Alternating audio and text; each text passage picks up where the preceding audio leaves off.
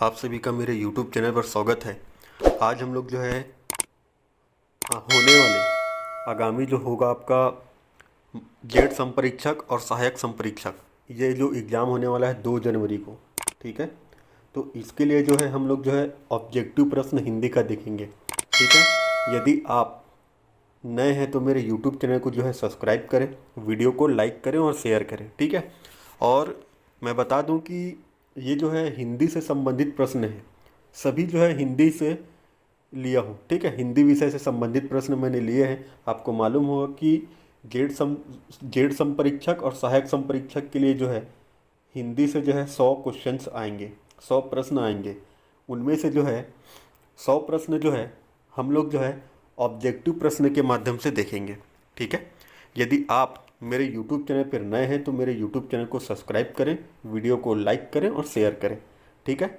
यदि अच्छा रिस्पांस आपसे आता है, ठीक है, यदि आप ज़्यादा से ज़्यादा लोग लाइक करते हैं इस वीडियो को और ज़्यादा से ज़्यादा लोग इस वीडियो को देखते हैं तो हम जो है कंटिन्यू जो है हिंदी से संबंधित प्रश्न जो है कंटिन्यू देखेंगे, ठीक है।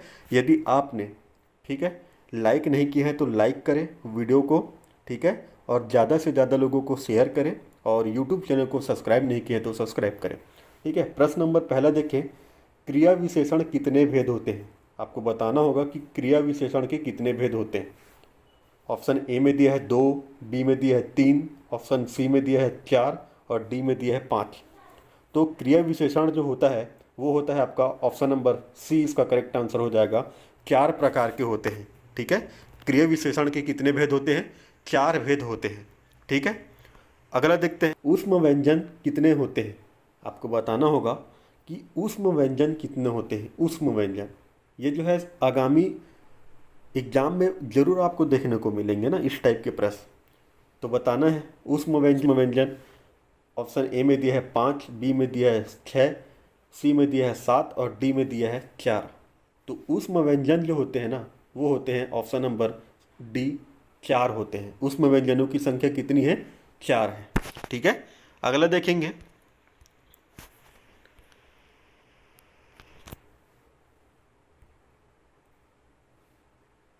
भाषा की सबसे छोटी इकाई कौन सी होती है। आपको बताना है भाषा की सबसे छोटी इकाई पूछा है, कौन सी होती है। यदि आपको आंसर मालूम होते हैं तो नीचे कमेंट बॉक्स में अपना आंसर जरूर दें, ठीक है। तो ऑप्शन ए में दिया है ध्वनि, बी में दिया है मात्रा, सी में दिया है वर्ण और डी में दिया है इनमें से कोई नहीं। तो भाषा की सबसे छोटी इकाई जो होती है ऑप्शन नंबर ए, इसका करेक्ट आंसर हो जाएगा ध्वनि। ध्वनि जो है भाषा की सबसे छोटी इकाई होती है, ठीक है। अगला देखते हैं कि समास जो है मूलतः पूछा है ना कितने प्रकार के होते हैं। ऑप्शन ए में दिया है 1, बी में दिया है 2, सी में दिया है 3, डी में दिया है 4, ठीक है। समास तो 6 प्रकार के होते हैं लेकिन मूलतः जो है 4 प्रकार के समास होते हैं, ठीक है। कौन कौन से 4 प्रकार के मूलतः हैं? तो अव्ययी भाव समास, तत्पुरुष समास, द्वंद्व समास और बहुब्रीहि समास, ठीक है। यदि 6 प्रकार की बात करें तो अव्ययी भाव समास, तत्पुरुष समास, कर्मधारय समास, द्विगु समास, बहुब्रीहि समास और द्वंद्व समास, ठीक है। तो मूलतः पूछा है इसलिए हम लोग जो है ऑप्शन नंबर डी, 4 प्रकार के होते हैं मूलतः, ठीक है। अगला देखते हैं, होगा कि अकाल पीड़ित कौन सा समास है, ठीक है। ऑप्शन ए में दिया है कर्म तत्पुरुष समास, बी में दिया है आपका करण तत्पुरुष समास, सी में दिया है अपादान या डी में दिया है आपका संबंध तत्पुरुष समास। तो आपको बताना है कि अकाल पीड़ित निम्नलिखित में से कौन सा समास है। समास का नाम बताना है अकाल पीड़ित। तो इसका जो करेक्ट आंसर हो जाएगा करण तत्पुरुष समास है। ऑप्शन नंबर बी इसका करेक्ट हो जाएगा। अकाल पीड़ित जो है आपका करण तत्पुरुष समास है, ठीक है। अगला देखते हैं,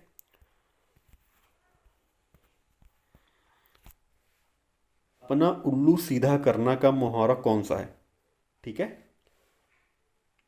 तो इसका जो करेक्ट आंसर हो जाएगा ऑप्शन नंबर सी, अपना स्वार्थ साधना। अपना स्वार्थ जो है साधना होता है आपका इसका अर्थ, ठीक है, तो अपना उल्लू सीधा करना का मुहावरा है आपका। ठीक है, तो इसका जो सी है करेक्ट आंसर हो जाएगा। अगला देखते हैं। प्रश्न नंबर 7 देखें, तो आपको बताना है कि घर फूंक कर तमाशा देखना। तो इसका जो करेक्ट आंसर हो जाएगा ऑप्शन नंबर ए, व्यर्थ में अपव्यय करना। ठीक है, तो ऑप्शन नंबर ए इसका करेक्ट आंसर हो जाएगा, व्यर्थ में अपव्यय करना। ठीक है, अगला देखेंगे। आना है कि त्रिभुज जो है निम्नलिखित में से कौन सा समास है। क्या ये द्वंद्व समास है, क्या ये द्विगु समास है, क्या ये बहुब्रीहि समास है, या डी में दिया है आपका अवयव समास। तो आपको बताना होगा कि द्विगु समास जो है आंसर होगा इसका। ऑप्शन नंबर बी इसका करेक्ट आंसर हो जाएगा, त्रिभुज जो है द्विगु समास है। ठीक है, अगला देखेंगे।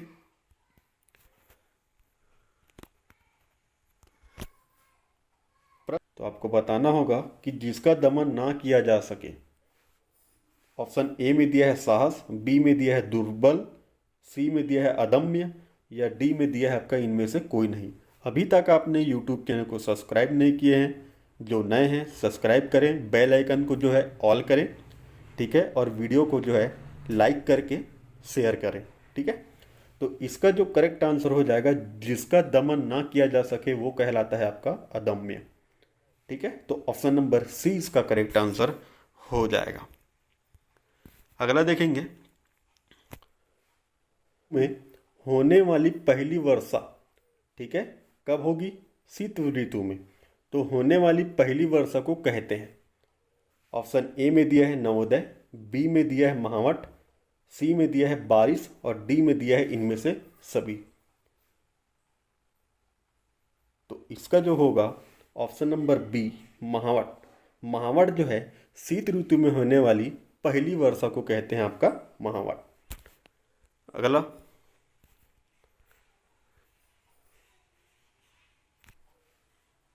कितने प्रकार के होते हैं?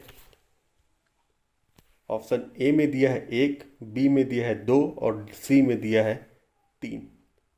तो आपको बताना है कि प्रत्यय कितने प्रकार के होते हैं। तो प्रत्यय जो होते हैं, ऑप्शन नंबर बी इसका करेक्ट आंसर हो जाएगा। 2 प्रकार के प्रत्यय होते हैं, एक होता है कृत और दूसरा होता है तद्धित। ठीक, अगला देखेंगे। ऑप्शन ए में दिया है निर्वेद, बी में दिया है शोक, डी में दिया है करुणा, और सी में दिया है करुणा, और डी में दिया है आपका क्रोध। तो इसका जो करेक्ट आंसर हो जाएगा ऑप्शन नंबर डी इसका करेक्ट हो जाएगा, क्रोध। तो रौद्र का स्थायी भाव क्या होगा? क्रोध। अगला देखेंगे।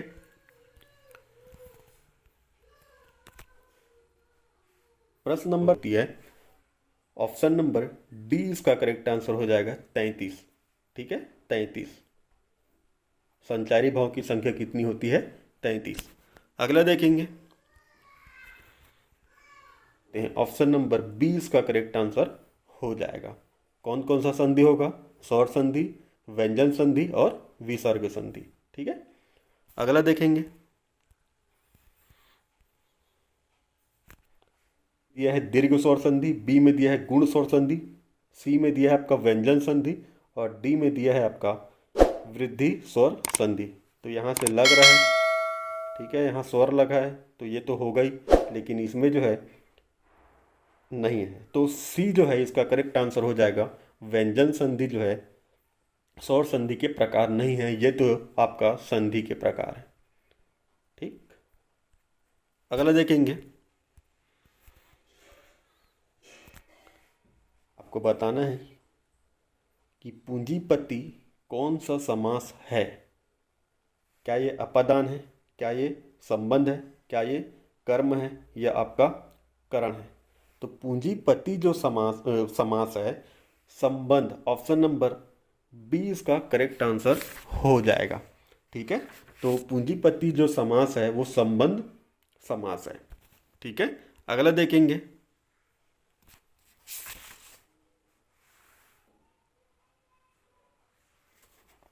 संबंध तत्पुरुष समास है ना, ऑप्शन नंबर बी है, संबंध तत्पुरुष समास है आपका पूंजीपति।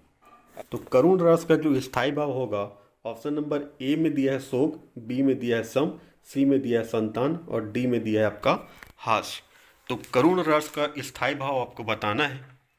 तो इसका जो करेक्ट आंसर होगा वो होगा आपका ऑप्शन नंबर ए शोक। करुण का स्थायी भाव होगा आपका शोक। अगला देखेंगे,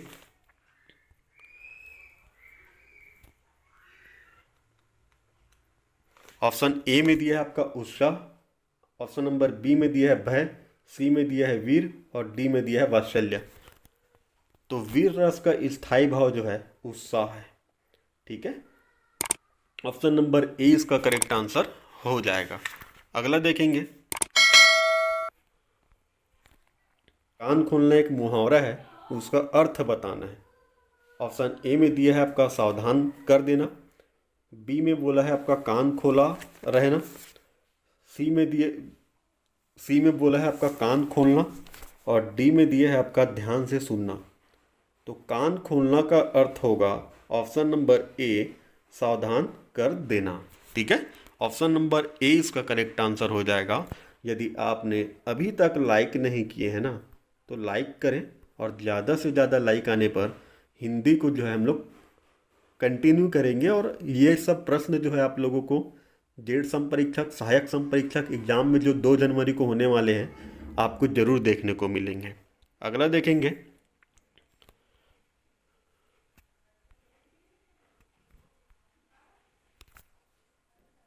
प्रश्न नंबर 20, ये अंत में लगने वाले शब्द को खालिस्तान कहा जाता है। आपको बताना होगा कि संज्ञा, सर्वनाम, विशेषण के अंत में लगने वाले शब्द को खालिस्तान कहा जाता है।